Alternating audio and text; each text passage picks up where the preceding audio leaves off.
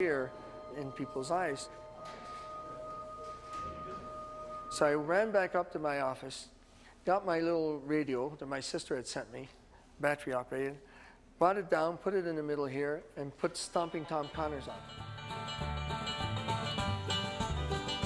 Yes, we are the Blue Berets. We're up and on our way with another UN flag to be unfurled.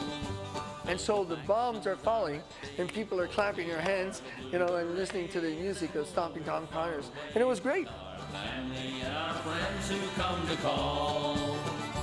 If you count the lonely days, you'll see your Blue Berets marching home again to say we love you all. General, we hope you have a peaceful, uneventful weekend. If I do, it'll be the first one since I've been here.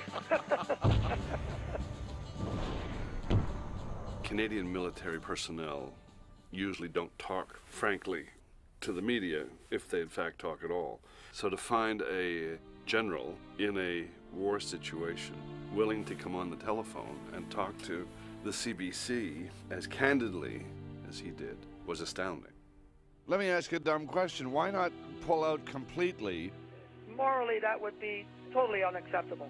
It would be like saying, we're going to pull out, and when you finish beating each other around the head, then we'll come back, and then we'll start being a good guy, and then, you know, we'll work together. It was a very calculated decision by General Dallaire to use the media to get the word out to the world of what was happening in Rwanda. He used to say that one reporter with an Inmarsat is worth a battalion of troops on the ground. Do you think the worst of it's over now as far as civilian deaths are concerned? I'd be at a loss to tell you if it is stopped, because every day we hear about another horror story here or another motor bomb drop in to wipe out a whole bunch of them.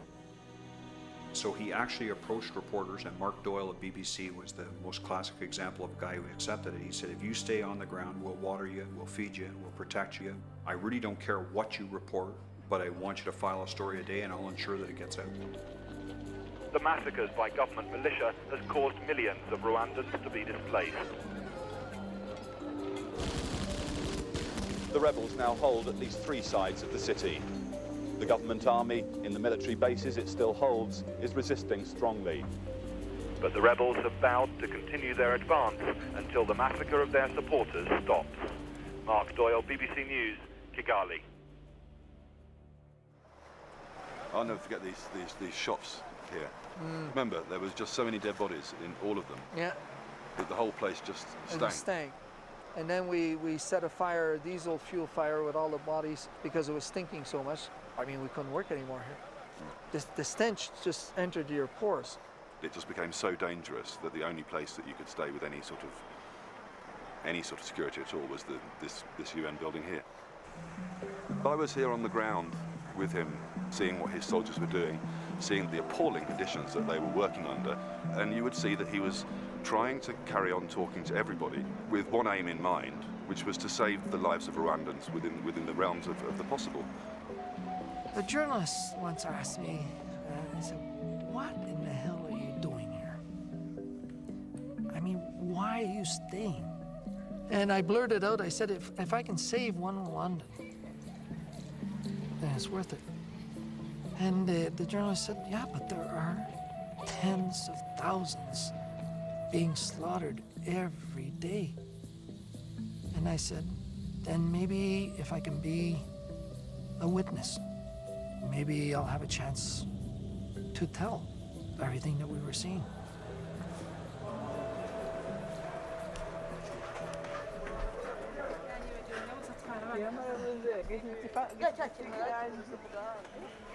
When the war started, the place filled up.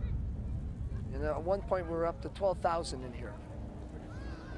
So you imagine 12,000 people trying to live in here. So you get this latent smoke that hangs in here.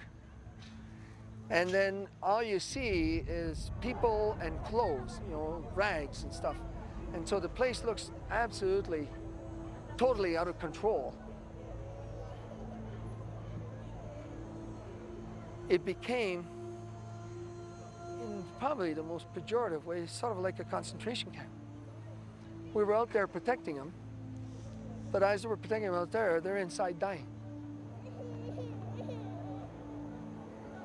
Because of lack of water, lack of food. You see a graveyard? Where are we going to build a graveyard? And the stench, the stench was so powerful. You had to actually force yourself not to puke or anything.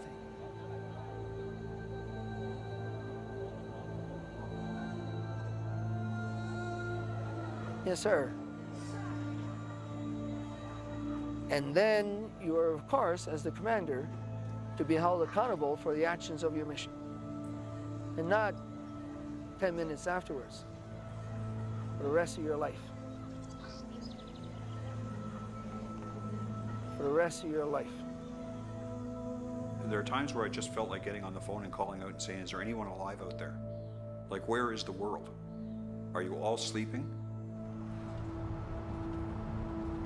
So, you know, we went through a lot of shit today that, you know, I saw and stuff like that. But it's catching up on me, and I'm being pushed too much. You could see it happen in little things. I guess the first sign to me was that his writing just came apart at the seams. There were days when he would sit down to write an order of some kind. It would just make no sense. There were incoherent bits and pieces slammed together.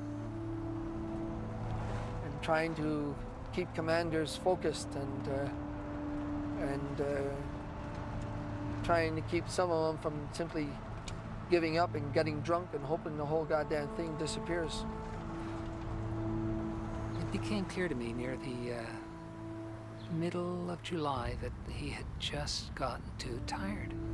His eyes were just glazed over. He didn't recognize me. He'd hit the wall finally, had given everything he had and nothing left.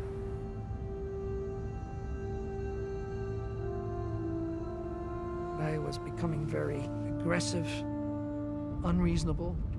I'd take off for 2-3 hours alone. I would be daring the Hutus to try to kill me.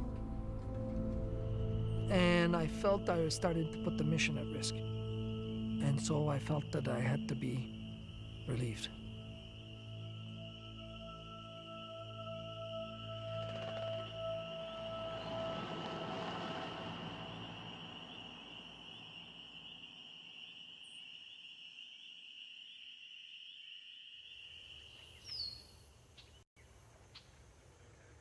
On voit pas aussi clairement jusqu'en bas. OK? C'était plus bas. Yeah, ça coupait la vue. Ça fait que, tu vois maintenant, là, regarde le soleil est sur ça. That panorama was like taking her into my secret place. It's like, you know, when you're young, you have your secret friend that maybe doesn't exist. And all of a sudden, you're letting somebody else know that secret.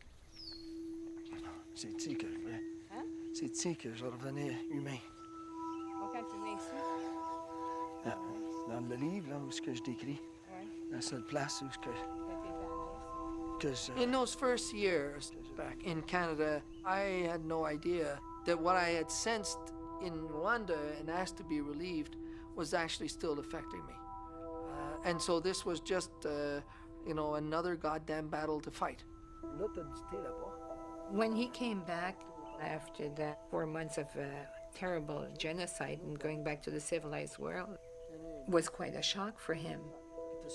And at one point I realized that he was blaming himself for things that had happened. I said, gosh, how can you blame yourself? How can you blame yourself? You did what you could. You couldn't do more than what you did. I knew there was something going wrong there. As you may have heard, General Dallaire was unfortunately back in the news last week. On Monday night, he was hospitalized after passing out drunk under a park bench in Hull, Quebec. I became suicidal because there was no other solution.